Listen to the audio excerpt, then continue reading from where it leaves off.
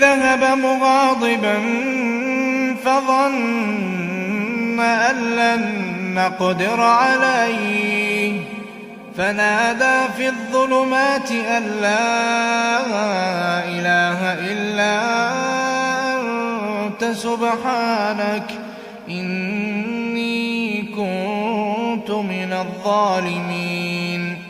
فاستجبنا له